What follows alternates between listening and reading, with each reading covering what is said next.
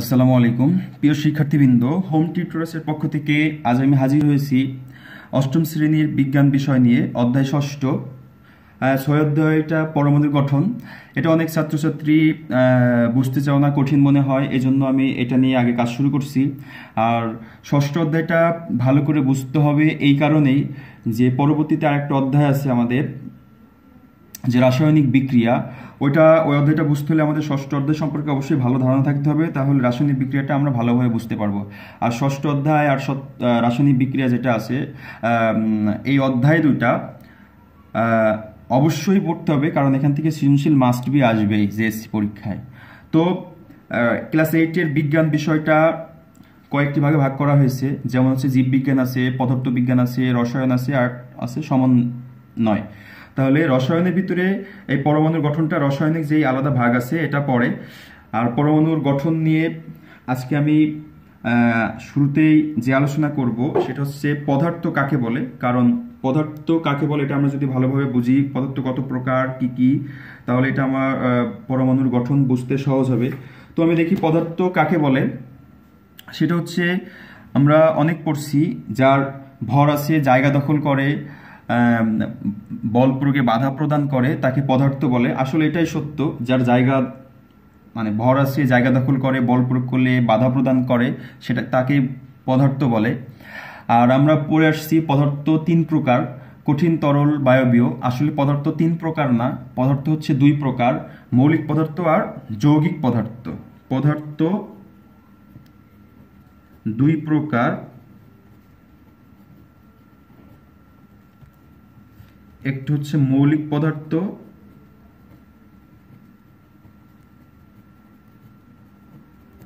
মৌলিক পদার্থ, 2 হচ্ছে যৌগিক পদার্থ।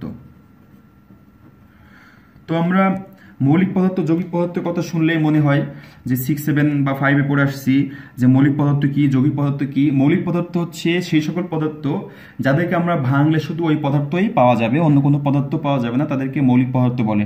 যেমন আমি উদাহরণ দিতে পারি, স্বর্ণ, সোনা, অথবা রূপা, অথবা লোহা, এগুলো হচ্ছে সব মৌলিক পদার্থ। কারণ আমরা লোহা যদি ভাঙতেই থাকি ছোট করে, তাহলে কিন্তু লোহাই পাওয়া যাবে। এই জন্য এটা হচ্ছে মৌলিক পদার্থ। আর যৌগিক পদার্থ হচ্ছে 2 বা ততোধিক মৌলিক পদার্থ মিলে আমাদের যৌগিক পদার্থ হবে। 2 বা ততোধিক মৌলিক পদার্থ মিলে যৌগিক পদার্থ হবে। যেমন আমরা যদি বলি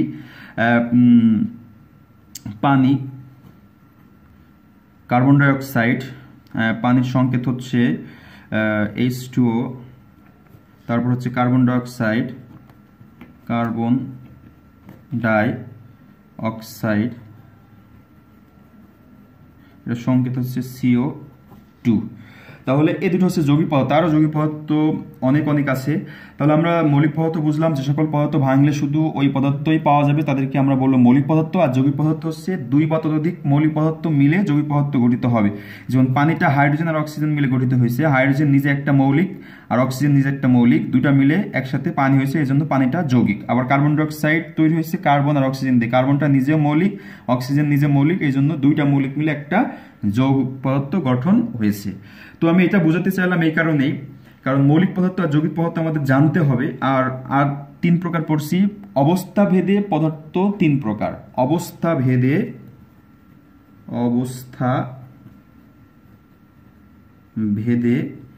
পদার্থ 3 প্রকার, এটা আমাদের জেনে রাখা প্রয়োজন। 3 প্রকার, 1 হচ্ছে কঠিন, 2 হচ্ছে তরল, আর 3 নম্বরটা হচ্ছে বায়বীয়, অনেকে এটাকে বলা হয় বাষ্প। তাহলে অবস্থাভেদে পদার্থ 3 প্রকার, কঠিন, তরল, বায়বীয়। আর হচ্ছে পদার্থ এমনিতেই গঠনের উপর ভিত্তি করে পদার্থ 2 প্রকার, একটা হচ্ছে মৌলিক পদার্থ আর যৌগিক পদার্থ। তাহলে পদার্থ এই কারণে আমরা বুঝলাম যে আমরা পরমাণুর গঠন পড়তেছি। আমরা যদি একটা পদার্থ এখানে কল্পনা করি যে এটা একটা পদার্থ, এটা অনেক ছোট ছোট ক্ষুদ্র ক্ষুদ্র জিনিস দিয়ে গঠিত। যেমন আমরা যদি একটা কাঠ ধরি, এই কলমটা ধরি, এই কলমটার যে উপাদান দিয়ে গঠিত, যদি এটা কলম হয়, আরো ছোট ছোট উপাদান দিয়ে গঠিত, কলমগুলোটা আরো ছোট ছোট ক্ষুদ্র ক্ষুদ্র কণা দিয়ে গঠিত। এই ক্ষুদ্র ক্ষুদ্র কণাটাকে বলা হয় অণু। কি বলে? কলমটা যে ক্ষুদ্র ক্ষুদ্র কণা দ্বারা গঠিত, এই ক্ষুদ্র ক্ষুদ্র কণাটাকে বলা হয় অণু। তাহলে এই অণুটাকে যদি, এই একটা অণুটাকে যদি আমরা আরেকটু বড় করে দেখি এখানে, তাহলে এই অণুটা আরো ছোট ছোট ক্ষুদ্র ক্ষুদ্র কণা দিয়ে গঠিত। এই ছোট ক্ষুদ্র ক্ষুদ্র যে কণাগুলো আছে, এই কণাগুলোকে বলা হয় পরমাণু। পরমাণু। তাহলে আমরা, এটা একটা পদার্থ ছিল, পদার্থ যদি আমরা ছোট ছোট অংশ করি তাহলে আমরা কি পাবো? অণু পাবো। অণুকে যদি আরো ছোট ছোট অংশ করি তাহলে পরমাণু পাবো। তাহলে আমরা কিন্তু অধ্যায়টা পড়ছি হচ্ছে কি? পরমাণুর গঠন। পরমাণুর গঠন। এই জন্য পরমাণুটা আসলে আসলো কোথা থেকে, কি সেটা আমরা একটু দেখতেছি এখানে, যে হচ্ছে পদার্থ ভাঙলে ছোট ছোট অংশ পাবো, সেই ছোট ছোট অংশ কণাকে বলা হবে অণু। অণু যদি আরো ভাঙতে থাকি তাহলে পাবো হচ্ছে পরমাণু। পরমাণুকে ভাঙলে আমরা আরো 3টা মৌলিক কণিকা পাবো। সেই 3টা একটু দেখি। পরমাণুকে যদি আমরা ভাঙি, এটা একটা পরমাণু, এই একটা ছোট্ট পরমাণুকে একটু বড় করে দেখছি। এই মৌলিক কণিকা, এই পরমাণুকে ভাঙলে আমরা পাবো হচ্ছে, এখানে থাকে হচ্ছে নিউক্লিয়াস, এখানে থাকে হচ্ছে প্রোটন আর নিউট্রন। তার মানে আমরা পাই হচ্ছে ইলেকট্রন,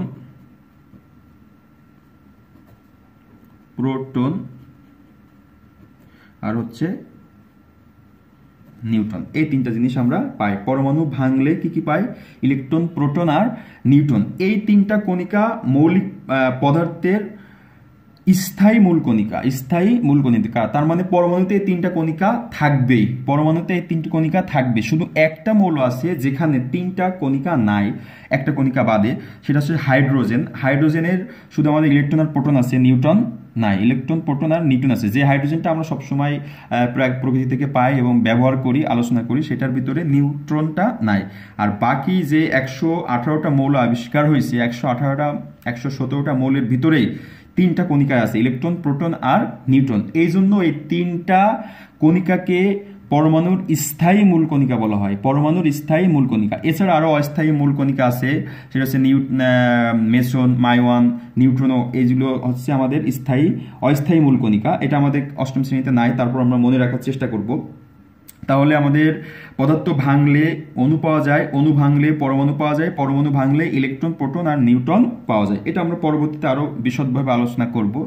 তো পরমাণু ভাঙলে ইলেকট্রন, প্রোটন আর নিউট্রন পাওয়া যায়। এখন আমরা দেখব এই পরমাণু যে ভাঙলে ইলেকট্রন, প্রোটন, নিউট্রন পাওয়া যাচ্ছে, বা অণু পদার্থ ভাঙলে অণু পাচ্ছি, পরমাণু পাচ্ছি, এটা কিন্তু হঠাৎ করেই কোনো বিজ্ঞানী হট করে দিতে পারে না। এটা নিয়ে অনেক বিজ্ঞানী অনেক মতবাদ দেওয়ার চেষ্টা করছে, গবেষণা করতে করতেই তারা একটা পর্যায়ে পৌঁছাইছে। সেটা হচ্ছে আমরা একটু দেখি যে কোন কোন বিজ্ঞানী কিভাবে এটাকে প্রথম পর্যায়ে মতবাদগুলো আলোচনা করছে। সেটা হচ্ছে আমি লিখে রাখছি সুবিধার জন্য, যে পরমাণুর ধারণার বিকাশ ও গঠন। এটা হচ্ছে আমাদের বইতে প্রথমে যেই টপিকটা আছে সেটা। পরমাণুতে ইলেকট্রন, প্রোটন ও নিউট্রনের সংখ্যার কারণে পরমাণুর ধর্মের ভিন্নতা লক্ষ্য করা যায়। তার মানে একটা পরমাণুতে ইলেকট্রন, প্রোটন আর নিউট্রন সংখ্যার যদি ভিন্নতা ঘটে, এক এক রকম হয়, তাহলে এক একটা পরমাণুর বৈশিষ্ট্য, ধর্ম এক এক রকম হবে। এটার লাইনটার মানে হচ্ছে এই। আর পদার্থের ক্ষুদ্রতম কণা নিয়ে অনেক বিজ্ঞানী অনেক মতবাদ দিছে, কিন্তু সর্বপ্রথম যে বিজ্ঞানী, যে দার্শনিক মতবাদ দিচ্ছেন সেটা হচ্ছে গ্রিক দার্শনিক ডেমোক্রিটাস। সর্বপ্রথম পরমাণুর গঠন নিয়ে মতবাদ দিয়েছেন গ্রিক দার্শনিক ডেমোক্রিটাস। সে এই মতবাদটা দিয়েছেন 400 অব্দে, খ্রিস্টপূর্ব 400 অব্দে। এটা অবশ্যই মনে রাখতে হবে বহু নির্বাচনের জন্য, ক নম্বর জন্য। যে মতবাদটা সর্বপ্রথম দিয়েছেন গ্রিক দার্শনিক ডেমোক্রিটাস, কত অব্দে? খ্রিস্টপূর্ব 400 অব্দে। সে এভাবে বলছে যে সকল পদার্থই ক্ষুদ্র ক্ষুদ্র অবিভাজ্য কণা দ্বারা গঠিত। অবিভাজ্য কণা দ্বারা গঠিত। এখানে অবিভাজ্য শব্দের অর্থ হচ্ছে যার ভাঙ্গা যায় না। তাহলে আমাদের ডেমোক্রিটাস বলছেন সকল পদার্থই ক্ষুদ্র ক্ষুদ্র কণা দ্বারা গঠিত, যেটাকে আর ভাঙ্গা যায় না। সে বলছে এই ক্ষুদ্রতম কণার নাম অ্যাটম। ক্ষুদ্রতম কণার নাম দিয়েছেন অ্যাটম ইংলিশতে, আর বাংলায় বলেছেন, বাংলায় আমরা পড়ছি সেটা পরমাণু। এই অ্যাটম কথাটি তিনি নিয়েছিলেন গ্রিক শব্দ অ্যাটোমোস থেকে, যার অর্থ আর ভাঙ্গা যায় না, মানে হচ্ছে অবিভাজ্য। তাহলে ডেমোক্রিটাস আমাদের যেই ধারণাটা দিয়েছেন, মতবাদটা দিয়েছেন খ্রিস্টপূর্ব 400 অব্দে। সে বলেছেন পদার্থকে আমরা যতই ভাঙি ক্ষুদ্র ক্ষুদ্র ভাবে ভাঙা যাবে না। তাহলে পদার্থের ক্ষুদ্র ক্ষুদ্র যে অংশ অবিভাজ্য, যারা ভাঙা যায় না, ওই অংশটার নাম দিয়েছেন অ্যাটম বা পরমাণু, লাস্ট যে কণা। আর এই অ্যাটম কথাটা তিনি নিয়েছেন গ্রিক শব্দ অ্যাটমোস থেকে, যার অর্থ হচ্ছে অবিভাজ্য। এখন ডেমোক্রিটাস যে কথা বলে গিয়েছেন, ওই সময় সমসাময়িক কালে আরও দুইজন বিজ্ঞানী দার্শনিক প্লেটো আর অ্যারিস্টটল ডেমোক্রিটাসের কথায় দ্বিমত পোষণ করছেন। তারা বলছে না, এটা আসলে এরকম না। তারা কি বলছে, এর ভিতরে অ্যারিস্টটল বলছে পদার্থসমূহ নিরবচ্ছিন্ন, একে যতই ভাঙা হোক না কেন পদার্থের কণাগুলো ক্ষুদ্র হতে থাকবে। তাহলে ডেমোক্রিটাস বলছে পদার্থ পরমাণুকে আর ভাঙা যায় না, পরমাণু অবিভাজ্য, ভাঙা যায় না। আর অ্যারিস্টটল বলছে পরমাণুকে আমরা যতই ক্ষুদ্র অংশ করি, সেটা আরো ক্ষুদ্র পদার্থ ক্ষুদ্র অংশে ভাগ হইতেই থাকবে। তো এই দুইজন বিজ্ঞানীর মতবাদের উপর আরো পরীক্ষালব্ধ মতবাদ চালিয়েছেন জন ডাল্টন। সে আবার একটা মতবাদ দিচ্ছেন, তিনি মতবাদ দিচ্ছেন 1800 সালে। তিনি বলছেন পরমাণু হলো মৌলিক পদার্থের ক্ষুদ্রতম কণা। পরমাণু হলো মৌলিক পদার্থের ক্ষুদ্রতম কণা, একে ভাঙ্গা যায় না। পরমাণু হলো মৌলিক পদার্থের ক্ষুদ্রতম কণা, যা একে আর ভাঙ্গা যায় না। তাহলে জন ডাল্টনের যেই মতবাদ, সেটা কিন্তু ডেমোক্রিটাসের মতবাদের সাথে মিলে যায়। ডেমোক্রিটাসে বলছে এটাকে আর ভাঙ্গা যায় না, পরমাণু অ্যাটম পদার্থের ক্ষুদ্রতম কণিকা। ঠিক ডাল্টনও বলছেন পরীক্ষালব্ধভাবে, সে বলছে পদার্থের ক্ষুদ্রতম কণা, সেটাকে আর ভাঙ্গা যায় না। তো প্রথম যেই ধারণাটা দিছে ডেমোক্রিটাস, তিনি বলছেন পদার্থকে ভাঙলে পরমাণু পাবো, পরমাণুকে আর ভাঙা যায় না, বিভাজ্য করা যায় না। আর তারপরে তার কথায় দ্বিমত পোষণ করছেন প্লেটো অ্যারিস্টটল বলছেন যে পদার্থকে ভাঙলে আমরা ভাঙতেই থাকবো, মানে ক্ষুদ্র হতেই থাকবে।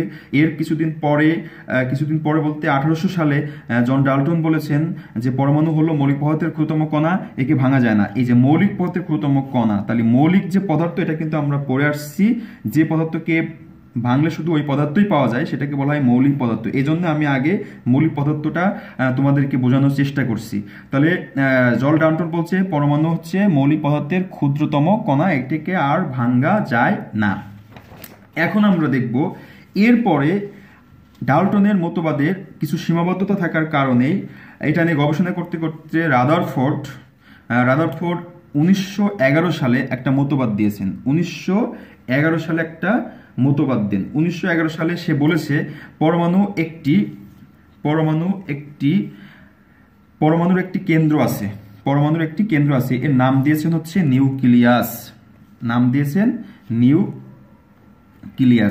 তাহলে 1911 সালে রাদারফোর্ড একটা মতবাদ দিয়েছেন। সে বলেছেন যে পরমাণুর একটি কেন্দ্র আছে, আর এর নাম দিয়েছেন নিউক্লিয়াস। তাহলে আমরা একটু দেখে আসছি যে আসলে এরকম একটা, যদি আমরা পরমাণুটা আঁকি, পরমাণুর মাঝখানে একটা ভারী একটা অংশ আছে, এই অংশকে সে বলেছেন নিউক্লিয়াস।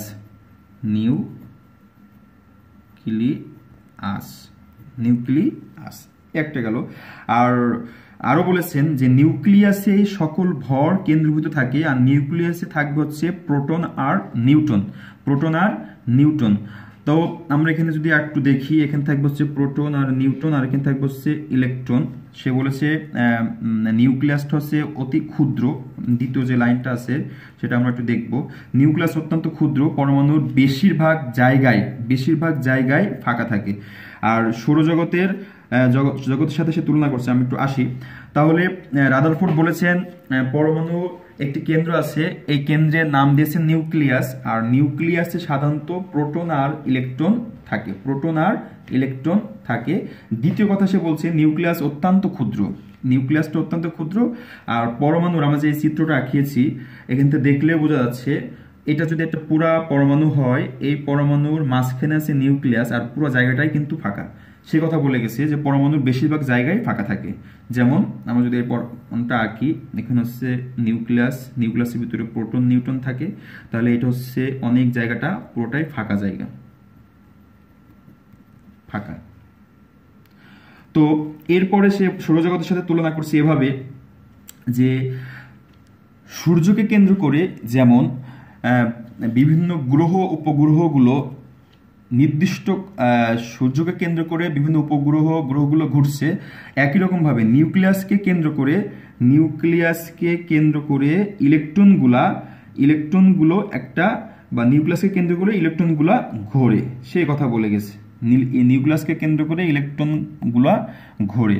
সৌরজগতের সূর্যকে কেন্দ্র করে যেমন গ্রহ উপগ্রহ ঘোরে, ঠিক একই রকমভাবে পরমাণুতে নিউক্লিয়াসকে কেন্দ্র করে ইলেকট্রনগুলো ঘোরে। এটা রাদারফোর্ড বলে গেছে। এই জন্য যেহেতু রাদারফোর্ডের মডেলটা সৌরজগতের সাথে তুলনা করছে তিনি, এই জন্য তার এই মডেলটাকে সৌর মডেল বলে। এটা অনেক প্রশ্ন আসে যে সৌর মডেল কি, রাদারফোর্ডের মডেলকে সৌর মডেল বলা হয় কেন?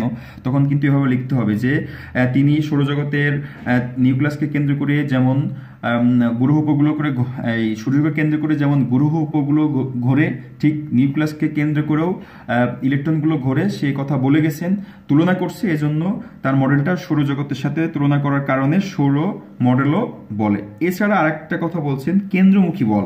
কেন্দ্রমুখী বলটা হচ্ছে এখানে যদি একটা পরমাণু থাকে, পরমাণুর মাঝখানে থাকবে হচ্ছে প্রোটন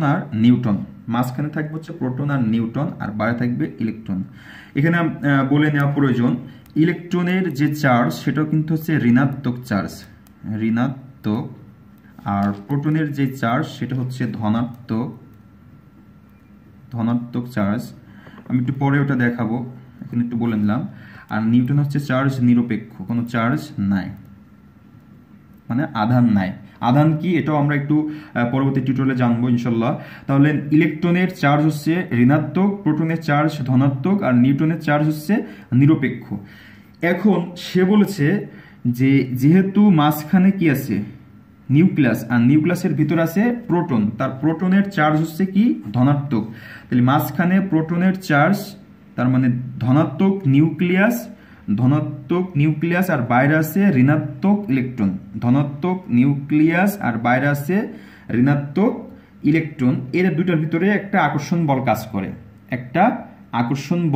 কাজ করে, কাদের মতো? সৌরজগতে সূর্য আর অন্যান্য গ্রহের মতো নিউক্লিয়াস আর ইলেকট্রনের ভিতরে একটা আকর্ষণ বল কাজ করে। এই বলটা সবসময় কেন্দ্রের দিকে যাবে, কেন্দ্রমুখী হবে, এই জন্য এটাকে আমরা কেন্দ্রমুখী বল বলি। তার মানে আবার বলতেছি যে নিউক্লিয়াসের ধনাত্মক চার্জযুক্ত নিউক্লিয়াস আর হচ্ছে ইলেকট্রন, ঋণাত্মক চার্জযুক্ত ইলেকট্রনের যে পারস্পরিক কেন্দ্রমুখী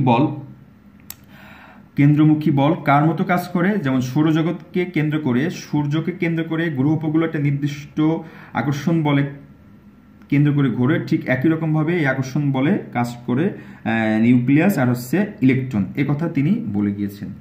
আর এই সৌরজগতের সাথে তুলনা করার জন্য সৌর মডেল বলে কেন্দ্রমুখী বল, আর হচ্ছে নিউক্লিয়াসের বেশিরভাগ জায়গা ফাঁকা, আর নিউক্লিয়াস অত্যন্ত ছোট। আর একটা ফার্স্ট যে কথা বলছেন সেটা পরমাণুর একটি কেন্দ্র আছে, কেন্দ্রের নাম হচ্ছে নিউক্লিয়াস। এটা হচ্ছে রাদারফোর্ডের পরমাণু মডেল। রাদারফোর্ডের পরমাণু মডেলটি গ্রহণযোগ্যতা পায় অনেক বেশি, তারপরেও তার মডেলের ভিতরে কিছু সীমাবদ্ধতা আছে, যেটা নিয়ে আবার গবেষণা করতে বিজ্ঞানী নিলস বোর আরও কিছু আবিষ্কার করেছেন, সেটা আমরা একটু দেখি। বিজ্ঞানী নিলস বোর 1913 সালে মতবাদটি দিয়েছেন। সে বলছে পরমাণুতে ইলেকট্রনগুলো ইচ্ছে মতো যে কোনো কক্ষপথে ঘুরতে পারে না। যেমন রাদারফোর্ড বলে গেছে কিন্তু যে নিউক্লিয়াসকে কেন্দ্র করে ইলেকট্রনগুলো ঘোরে, কিন্তু বলে যেতে পারে না যে কিভাবে ঘোরে, কোন কক্ষপথে ঘোরে, বা কোন দিক থেকে কোন দিকে ঘোরে, অথবা কয়টা করে ইলেকট্রন ঘোরে, কিন্তু সে বলে যেতে পারে নাই। এটা বলছে বোর। সে বলছে পরমাণুতে ইলেকট্রনগুলো ইচ্ছে মতো যে কোনো কক্ষপথে ঘুরতে পারে না, নির্দিষ্ট ব্যাসার্ধের কতগুলো অনুমোদিত কক্ষপথে ঘোরে। এই স্থির কক্ষপথকে প্রধান শক্তি স্তর বা অরবিট বলে। তার মানে বোর বলছে যে রাদারফোর্ড বলে গেছে ইলেকট্রনগুলো নিউক্লিয়াসকে কেন্দ্র করে ঘোরে, কিন্তু কোন কক্ষপথে ঘুরবে এটা বলে যায় না। এটা বলছে বোর। সে বলছে একটা নির্দিষ্ট এরকম একটা পথে শুধু ইলেকট্রনগুলা ঘুরবে, এরকম নির্দিষ্ট পথে ইলেকট্রনগুলা ঘুরবে। এই নির্দিষ্ট পথটাকে সে বলেছেন প্রধান শক্তি স্তর অথবা কক্ষপথ অথবা অর বিট। এই ধারণা রাদারফোর্ড দিতে পারে নাই, দিয়েছেন বোর। এটা হচ্ছে রাদারফোর্ডের সীমাবদ্ধতা। তাহলে বোর যে ইলেকট্রন বিন্যাস আছে, ইলেকট্রন বিন্যাস বলতে কয়টা কক্ষপথে কয়টি ইলেকট্রন থাকবে, এটা বোর সঠিকভাবে ধারণা দিয়ে গেছেন। এটা আমরা পরবর্তী টিউটোরিয়ালে দেখবো, আমাদের টপিক আছে।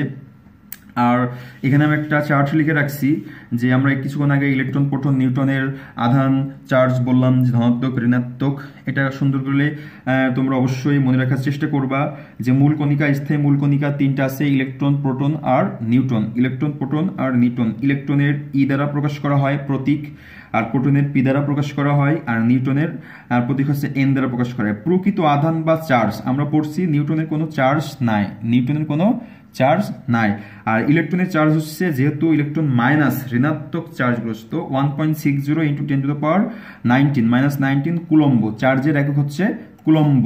আর হচ্ছে প্রোটন হচ্ছে প্লাস 1.6 × 10⁻19 কুলম্ব।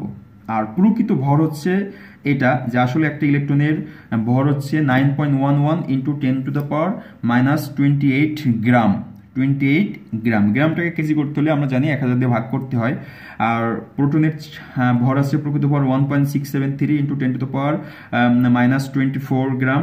নিউটনের ভর আছে 1.675 × 10⁻24 গ্রাম।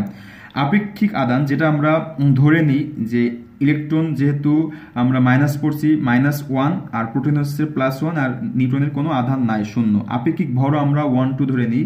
ইলেকট্রনের আসলে ভর নেই বললেই চলে, অনেক কম, -28 মানে অনেক কম, নাই বললেই চলে। এই জন্য সামগ্রিকভাবে আমরা ইলেকট্রনের আধান ভর 0 ধরি, আর প্রোটনের ভর আমরা 1 ধরি, নিউটনের ভরও 1 ধরি।